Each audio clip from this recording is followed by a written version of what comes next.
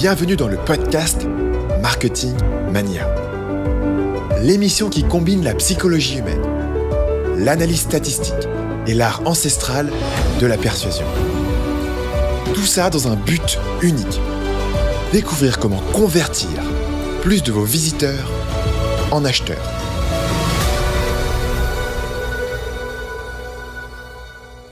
Bonjour et bienvenue dans ce nouvel épisode du podcast Marketing Mania. Je suis Stanislas Leloup, alias le maniaque des conversions. Et dans cet épisode, on commence une nouvelle série sur le podcast, une série qui va durer 6 épisodes et qui va parler de la psychologie de la persuasion. Pour commencer avec cet épisode, imaginons que je veuille vous convaincre de suivre le podcast Marketing Mania.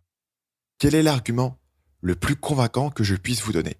Évidemment, la meilleure façon est de vous faire écouter un épisode en entier pour vous faire réaliser de façon évidente la qualité incroyable de ce podcast. Mais supposons que je n'avais pas le temps ou que je n'avais pas les moyens de vous faire écouter un épisode en entier. Comment vous convaincre en seulement 10 secondes que ce podcast est de qualité?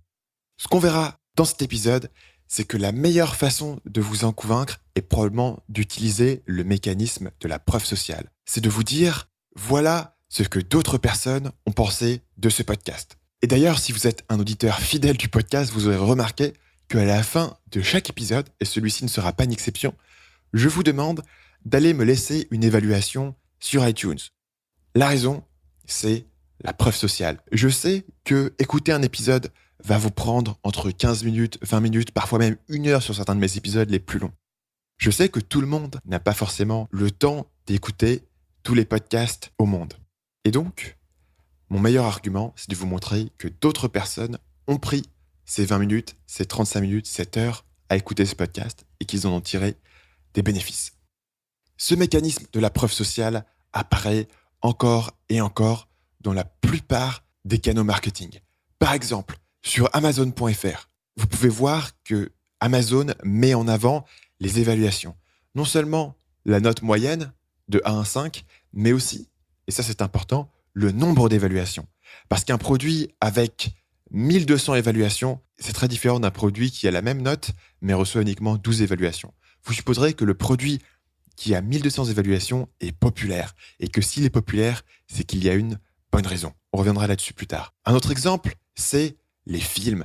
Un argument de vente pour un film sera souvent qu'il a été vu par des millions de spectateurs. En soi, on sait rationnellement que le fait qu'un film soit populaire n'est pas un gage de qualité, mais sur un point de vue inconscient, la preuve sociale fait son effet. Un autre exemple qui va peut-être vous surprendre, c'est les rires enregistrés. Certaines sitcoms, en particulier les sitcoms américaines, ont tendance à utiliser une piste de rires enregistrés qui viennent avec leur programme. Pour la plupart d'entre nous, ces rires enregistrés apparaissent un petit peu carton, un petit peu bidon, ils semblent un peu forcés. Mais pourtant, la science a montré que les rires enregistrés étaient efficaces. C'est-à-dire que si vous passez le même extrait de comédie à 2 publics, le premier public, vous leur passez l'extrait sans rire enregistré. Deuxième public, vous leur passez l'extrait avec les rires enregistrés. Vous pourrez mesurer que le second public rigole plus pendant l'extrait et va a posteriori évaluer l'extrait comme étant plus drôle. Et la différence, c'était que dans un cas, ils ont entendu d'autres personnes rire avec eux. Il y a donc quelque chose de très profond qui se passe ici. Et dans cet épisode, on va ensemble plonger dans ce mécanisme de la preuve sociale. Pourquoi il fonctionne? Comment il fonctionne? Pourquoi la preuve sociale n'est pas un mécanisme irrationnel, mais un mécanisme qui fait sens dans le contexte de l'évolution humaine? Et surtout, on va voir comment est-ce que vous pouvez utiliser ce mécanisme de la preuve sociale dans votre marketing pour augmenter vos taux de conversion et pour faire plus de ventes sur votre site. Alors avant de commencer avec tout ça, je veux préciser que cet épisode est le premier d'une série de 6 épisodes qui vont être les 6 prochains épisodes du podcast Marketing Mania. Cette série sera basée sur le livre Influence et manipulation de Robert Cialdini. Ce bouquin est un classique. Il a été publié en 1984 et encore aujourd'hui, c'est un livre de référence pour de très nombreux marketeurs. Un des éléments intéressants du livre Influence, c'est que ce n'est pas à l'origine un livre de marketing, mais bien un livre de psychologie. Cialdini est quelqu'un qui est un psychologue, qui est un chercheur et qui est intéressé par les mécanismes fondamentaux de l'esprit humain.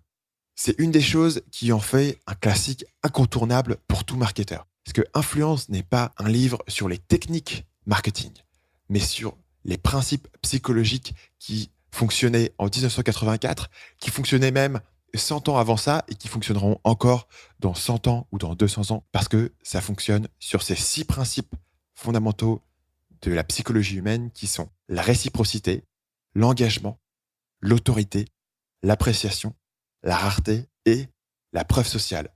Vous l'aurez compris, il y aura un épisode sur chacun de ces 6 principes et on commence aujourd'hui avec le principe de la preuve sociale. Si vous avez lu le livre Influence, cette série sera une occasion de le revisiter du point de vue du marketing Internet.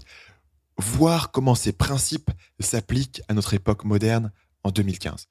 Si vous n'avez pas encore lu Influence, je vous le conseille très fortement, même si vous écoutez ces épisodes, je n'aurai bien évidemment pas le temps de couvrir tout ce qui est couvert dans le livre. Ces 6 épisodes seront pour vous une excellente introduction à ces principes et vous allez voir une nouvelle fenêtre qui explique l'ensemble des actions marketing que vous pouvez déjà mettre en place et qui vous donneront une bonne façon de réfléchir à vos nouvelles techniques et à votre nouvelle stratégie que vous pourrez utiliser dans le futur. Alors revenons à notre mécanisme de la preuve sociale. La preuve sociale est un principe psychologique qui dit que si beaucoup de gens font quelque chose, c'est que cette chose doit être une bonne décision. En d'autres sens, on va supposer que si une masse de personnes prennent une décision, c'est qu'ils ont une bonne raison. Même si fondamentalement, nous ne savons pas quelle est cette raison. Imaginons un exemple très simple. Vous êtes un touriste dans une ville inconnue et vous voulez aller dîner au restaurant. Vous arrivez sur la rue principale et vous avez le choix entre 2 restaurants. À votre gauche, vous avez un restaurant qui est animé. Il y a pas mal de gens dans le restaurant, il y a de l'activité, etc. À votre droite, vous avez un autre restaurant qui ressemble en tout point au premier à un détail près. Il n'y a absolument personne dans ce restaurant. Il y a un serveur qui est planté devant le restaurant et qui vous regarde avec des yeux désespérés en disant « Mon Dieu, on n'a aucun client, on a besoin de clients ». En soi, vous n'avez pas vraiment d'information qui vous permet de savoir si un restaurant est meilleur que l'autre. Mais la plupart d'entre nous vont avoir tendance à choisir le restaurant qui a déjà des clients plutôt que le restaurant qui est absolument désert. L'idée ici, évidemment, c'est qu'on suppose que si les gens choisissent majoritairement un restaurant plutôt qu'un autre, c'est qu'il y a une raison. Potentiellement, le restaurant populaire sert une meilleure nourriture, à des prix plus abordables, à un service plus sympa.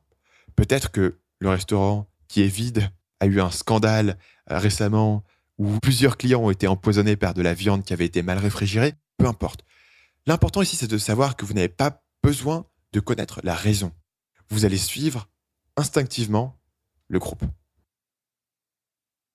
Et la raison pour laquelle cet exemple est intéressant, c'est parce que ça vous montre d'emblée que la preuve sociale n'est pas une arnaque. La preuve sociale n'est pas un mécanisme purement irrationnel. La preuve sociale est utile et elle vous permet de prendre de meilleures décisions. La preuve sociale vous permet de prendre des décisions quand vous n'avez pas toutes les informations en main.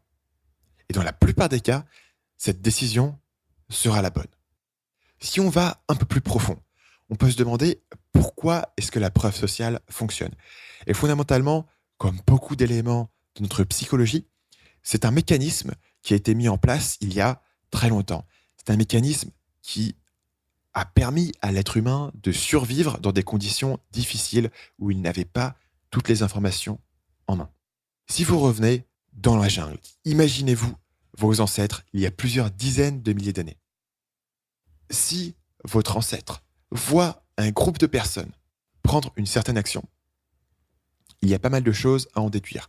Par exemple, si vous êtes un individu dans la jungle et que vous voyez un groupe de personnes s'enfuir à toute vitesse dans une direction, même si vous ne savez pas pourquoi elles s'enfuient, vous avez probablement intérêt à vous enfuir avec eux. Probablement quelque chose qui les pourchasse, un danger qui est présent. Vous avez intérêt à suivre aveuglement le mouvement de foule plutôt qu'attendre et de voir la cause par vous-même. Parce que si vous vous attendez de voir le tigre ou le rhinocéros ou le troupeau d'éléphants ou l'incendie qui fait fuir ces gens, il est probablement trop tard. Un autre aspect qui permet à la preuve sociale de promouvoir la survie humaine, c'est la question de la coordination de groupe. Si vous réfléchissez, l'être humain est physiquement inférieur à beaucoup d'autres animaux. En termes de prédateurs, on n'a pas de griffes, on n'a pas de dents, on n'est pas particulièrement rapide, on s'essouffle rapidement, etc. En termes de survie, on n'est pas particulièrement bien adapté aux éléments, on n'a pas de fourrure, etc. Le seul avantage que l'être humain a par rapport à ses concurrents d'un point de vue de l'évolution, c'est que l'être humain est capable de coordonner des groupes. C'est absolument le seul avantage qui a permis à l'être humain de survivre et d'arriver là où il en était. Il y a beaucoup d'aspects à cette coordination de groupe, le langage, la capacité à raconter des histoires, etc. Mais l'élément qui nous intéresse aujourd'hui, c'est bien sûr la preuve sociale. La preuve sociale permet à un groupe de maintenir sa cohésion, même sur des choses purement arbitraires. Par exemple, si un groupe humain va chasser et que 50% des individus veulent aller à l'est et 50% veulent aller à l'ouest, c'est un problème parce que le groupe se divise et le groupe est plus efficace en restant ensemble. Dans ce cas-là, la plupart des individus auront tendance à graviter vers la majorité, même si fondamentalement il n'y a pas de raison d'aller dans une direction ou l'autre.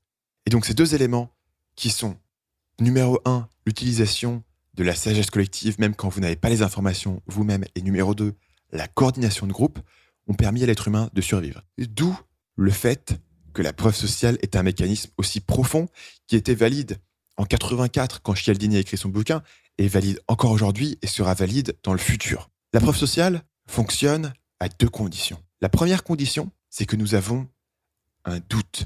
La bonne décision n'est pas claire.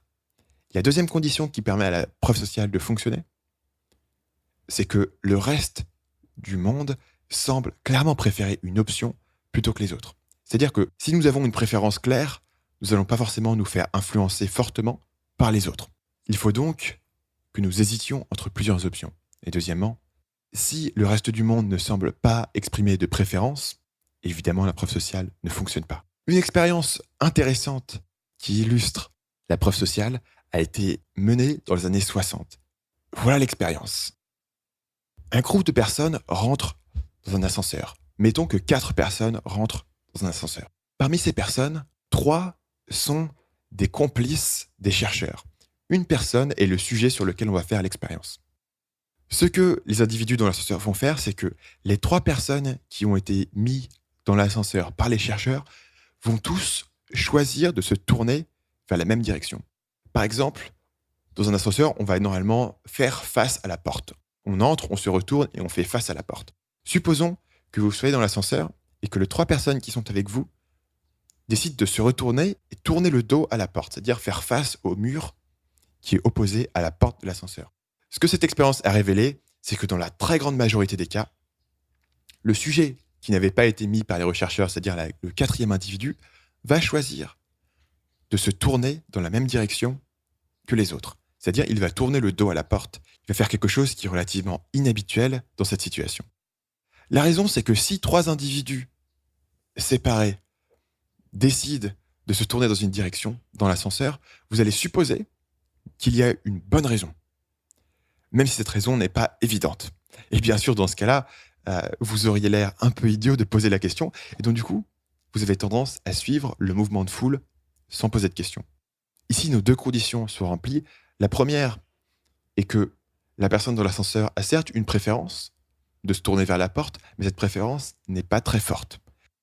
Et deuxièmement, l'ensemble des autres personnes dans l'ascenseur semblent clairement préférer une direction plutôt qu'une autre. Voilà une autre expérience dans le même genre. Des chercheurs placent à un coin de rue, dans Manhattan, une personne qui regarde vers le haut. Et ils observent, est-ce que les passants qui passent près de cette personne regardent vers le haut. Si ils placent une personne au coin qui regarde en haut, à peu près 20% des gens vont regarder dans la même direction. Ils vont se demander, est-ce qu'il y a quelque chose à voir? Mais si, au lieu de placer une personne à ce coin de rue, vous placez 5 personnes qui regardent vers le haut, 80% des passants vont eux aussi s'arrêter et regarder. Pourquoi? Parce que si 5 personnes regardent vers le haut, c'est qu'il y a probablement une bonne raison. Et ce, même si, fondamentalement, il n'y a aucune raison. C'est-à-dire que ces personnes ont été placées là par des chercheurs et il n'y avait pas de raison particulière. Il n'y avait rien à voir de particulier. Mais si ces 5 personnes regardent vers le haut, environ 80% des gens vont supposer que ces personnes regardent là pour une bonne raison.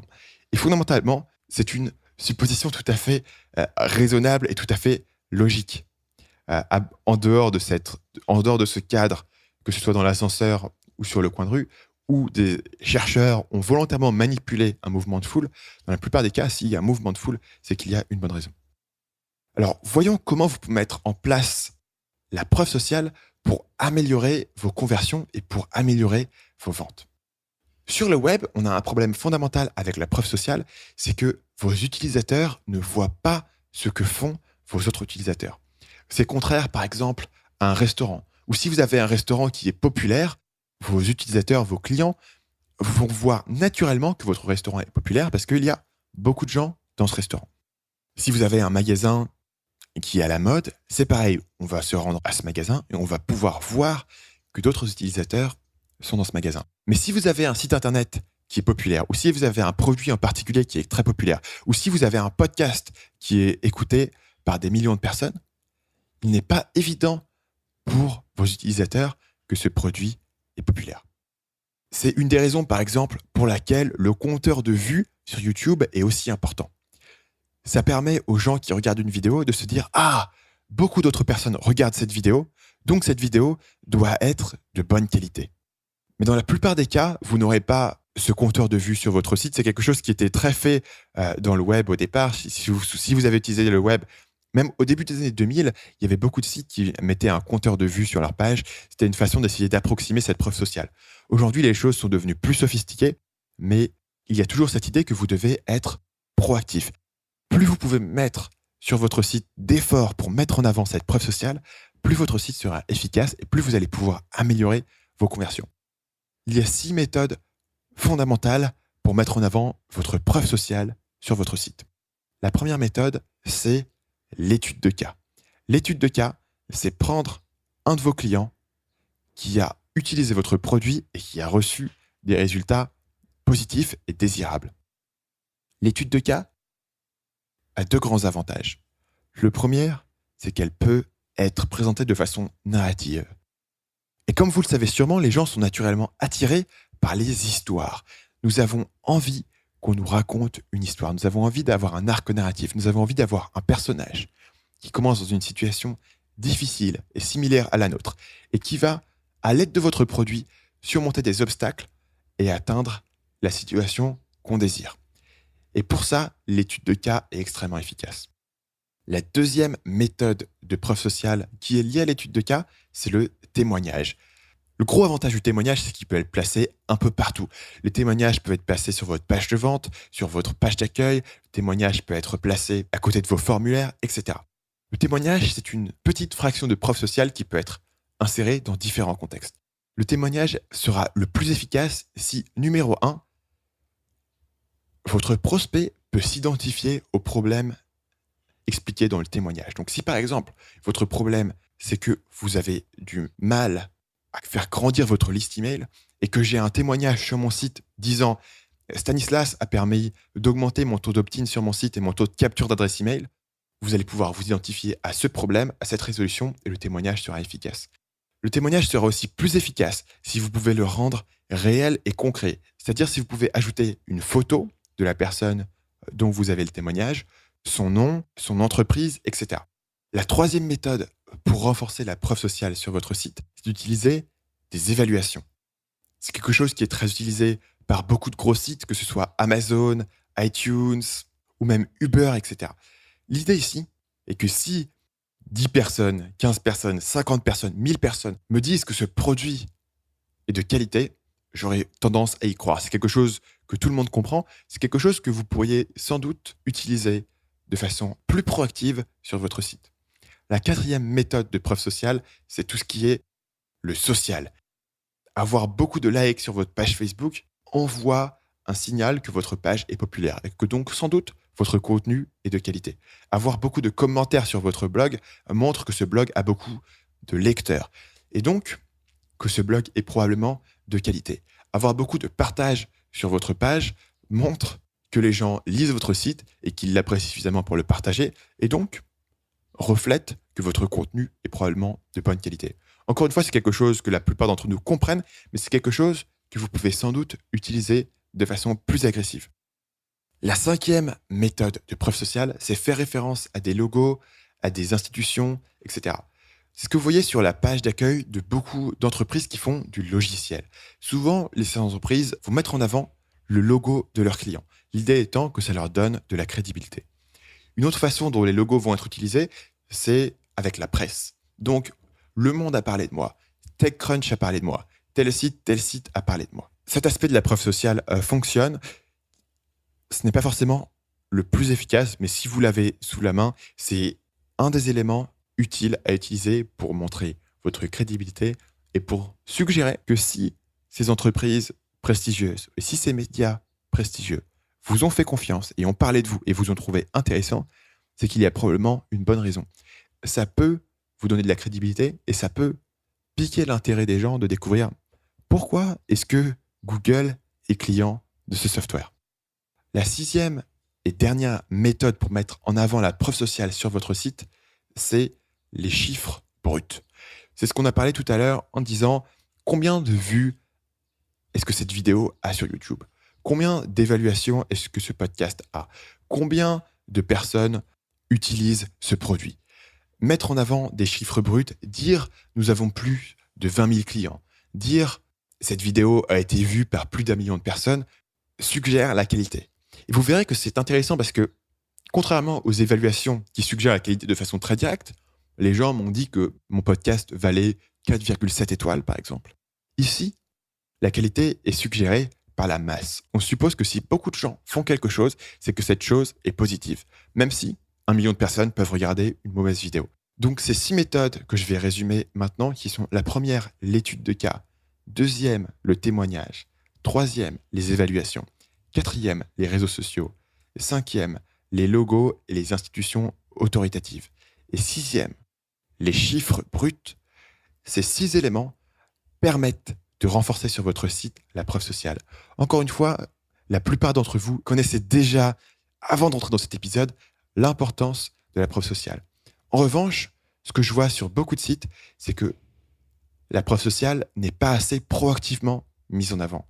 Comprenez que la preuve sociale, ce n'est pas le bouche-à-oreille et que si vous voulez maximiser vos ventes et vos conversions, vous devez réfléchir à comment est-ce que cette pièce du puzzle peut être utilisée au mieux. Par exemple, supposons que je veuille convaincre plus de gens d'écouter ce podcast. Comment est-ce que je peux utiliser la preuve sociale pour y arriver? La première chose, c'est que je peux vous dire combien de personnes m'écoutent. À supposer que ce chiffre soit suffisamment grand pour vous impressionner, ça sera déjà une marque de qualité. Je peux vous dire que j'ai un score de 5 étoiles sur iTunes. Je peux vous dire que je suis systématiquement dans le top 5 des podcasts de marketing français. Je peux vous parler de tous les sites et de tous les influenceurs et de toutes les autorités qui ont mentionné ce podcast. Ou finalement, je pourrais vous montrer des témoignages précis d'individus qui ont été personnellement aidés par ce podcast. Mon conseil pour en arriver là, c'est d'être proactif et en particulier de demander à vos clients de vous laisser des évaluations, de vous donner des témoignages, etc. La plupart des gens qui apprécient ce que vous faites ont envie de vous aider, mais si vous n'êtes pas proactif, ils passeront sans doute à côté. Donc en conclusion, la preuve sociale est un des mécanismes psychologiques les plus anciens de l'être humain et aussi les plus puissants. Ça marchait avec nos ancêtres, ça marche toujours au XXIe siècle. C'est une des façons majeures qui nous permet de prendre des décisions dans un environnement qui est incertain. Et mon instinct, c'est que vous n'utilisez probablement pas assez la preuve sociale dans votre marketing actuellement. Et la raison pour laquelle je m'en doute, c'est parce que presque personne n'utilise la preuve sociale à son échelle complète. Et je sais que, par exemple, c'est mon cas. Je pourrais utiliser la preuve sociale de façon plus proactive sur mon site. La solution, numéro 1, soyez plus proactif. Numéro 2, utilisez plus de types de preuves sociales différentes. Souvenez-vous des 6 types dont on a parlé tout à l'heure. Et numéro 3, utilisez un élément de preuve sociale pour chaque objectif et à chaque point de conversion sur votre site. C'est-à-dire, ne réservez pas la preuve sociale juste pour votre page de vente. Mettez une preuve sociale sur votre page d'accueil. Mettez une preuve sociale sur votre formulaire d'inscription. Mettez une preuve sociale sur vos relances par email. Et finalement, mettez évidemment une preuve sociale sur la page d'accueil. Il y a même des gens qui vont aller jusqu'à mettre une preuve sociale sur le formulaire d'achat. Au moment où vous rentrez votre carte bleue, il va y avoir un testimonial d'un client satisfait. Il y a même des gens qui peuvent utiliser la preuve sociale après la vente. C'est-à-dire vous avez acheté le produit, on va vous envoyer de nouveaux témoignages de clients pour vous montrer à quel point vous avez pris la bonne décision. Alors on en arrive à la conclusion de ce premier épisode sur l'influence, sachant évidemment que ce sera suivi par 5 autres épisodes sur les autres éléments de l'influence. Pour ne pas manquer ces prochains épisodes, rendez-vous sur marketingmania.fr/podcast et vous aurez 2 possibilités pour vous abonner. Numéro 1, et ce que je vous conseille, vous abonner par email pour ne rien manquer. Et en plus, vous recevrez des bonus sur l'optimisation des conversions et la gestion de campagnes Facebook quand vous vous inscrivez par email sur le site à l'adresse marketingmania.fr/podcast. Ou alors, vous pouvez vous rendre à la même adresse, marketingmania.fr/podcast et vous inscrire directement sur votre iPhone ou sur votre téléphone Android, soit par iTunes, soit par Stitcher. Il y aura toutes les instructions sur la page marketingmania.fr/podcast pour vous inscrire, vous abonner et recevoir les prochains épisodes de façon purement automatique. Pour terminer, je vais suivre mon propre conseil et je vais être proactif pour vous demander de me donner plus de preuves sociales. J'ai déjà beaucoup de très bonnes évaluations sur la page iTunes de Marketing Mania, mais je pourrais toujours en avoir plus. Et les évaluations sont un des éléments majeurs qui vont permettre à ce podcast de toucher plus de personnes, qui vont me permettre d'investir plus de temps, plus d'énergie, plus d'argent dans la création de nouveaux épisodes, qui va me motiver à continuer à vous donner le meilleur contenu possible. Alors si vous voulez me soutenir, rendez-vous sur marketingmania.fr/podcast et il y aura toutes les instructions pour me laisser une évaluation sur iTunes. Ça ne prend que quelques minutes et comme vous l'avez vu dans cet épisode, c'est quelque chose qui est extrêmement utile pour le podcast et je vous en serai extrêmement reconnaissant. Alors pour terminer cet épisode, je vous remercie d'avoir été avec moi jusqu'ici. Abonnez-vous par email sur iTunes, sur Stitcher, laissez-moi une évaluation et écoutez les 5 prochains épisodes. Et je vous dis à la semaine prochaine.